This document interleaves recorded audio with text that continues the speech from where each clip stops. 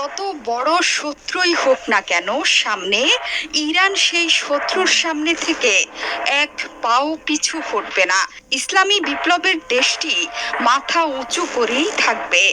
আমেরিকাকে সাফ জানিয়ে দিয়েছেন দেশের ইসলামিক রেভলিউশনারি গার্ড কোর আইআরজিসির প্রধান কমান্ডার মেজর জেনারেল হোসেন সালামি।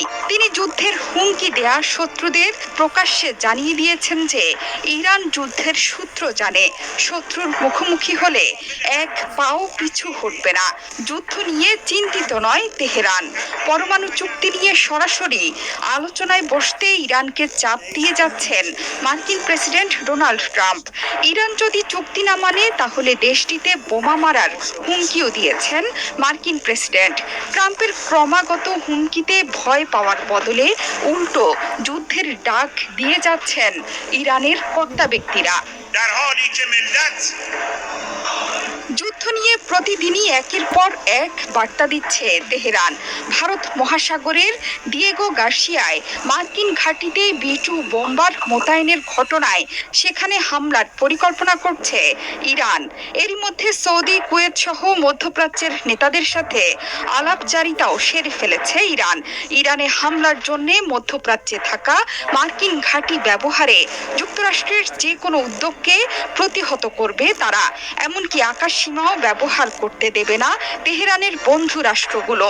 তাদের পাশাপাশি মধ্যপ্রাচ্যে আছে ইরানের ছায়াযোদ্ধারা, তারাও প্রস্তুত।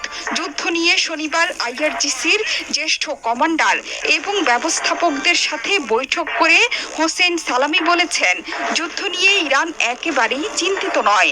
ইরান যুদ্ধ শুরু করবে না, তবে যে কোনো যুদ্ধের জন্য প্রস্তুত। শুধু তাই নয়, তেহরান শত্রুর মনস্তাত্ত্বিক অভিযান বা সামরিক পদক্ষেপ দুই পরিস্থিতির জন্য প্রস্তুত। তবে শত্রুর মুখোমুখি হলে তারা এক পাও পিছু হটবে না বলেও হুঙ্কার ছাড়েন আইআরজিসির প্রধান। সালামির মতে ইরানের প্রতিরোধ ক্ষমতা সম্পর্কে পশ্চিমাদের মিথ্যে ধারণার উপর ভিত্তি করে শত্রুরা তেহরানকে দুটি বিকল্পের মধ্যে একটি বেছে নিতে বাধ্য করতে চায়। একটি হলো সংঘর্ষ এবং অন্যটি শত্রুর শর্ত মেনে নেয়া। অন্যদিকে ইসরায়েলি শাসন ব্যবস্থা দুর্বল, যার কারণ স্বার্থ বিস্তৃত এবং সর্বত্র ইরানের নাগালের মধ্যে।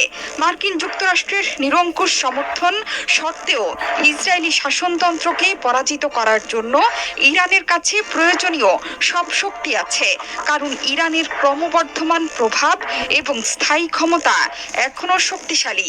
ইরান তার প্রকৃত ক্ষমতা প্রদর্শনে প্রস্তুত। গত বছর ইসরায়েলের বিরুদ্ধে ইরানের সফল অভিযান অপারেশন ট্রু প্রমিস 1 এবং 2 ইরানের সামরিক ক্ষমতার উদাহরণ। সে সময় ইসরায়েলের বহুস্তরীয় ক্ষেপণাস্ত্র ব্যবস্থা থাকা সত্ত্বেও প্রায় 600-র মতো ক্ষেপণাস্ত্র অধিকৃত অঞ্চলে গিয়ে পড়েছিল। শত শত ব্যালিস্টিক ক্ষেপণাস্ত্র এবং ড্রোন দিয়ে চালানো হামলায় সংবেদনশীল ইসরায়েলি সামরিক ও গোয়েন্দা লক্ষ্যবস্তুতে নির্ভুলভাবে আঘাত হানতে সক্ষম হয়েছিল তেহরান। দ্বৈত প্রতিশোধের সময় তেহরান নিজেদের শক্তির মাত্র একটি অংশই ব্যবহার করেছিল বলেও সাফ জানিয়ে দেন সালামি।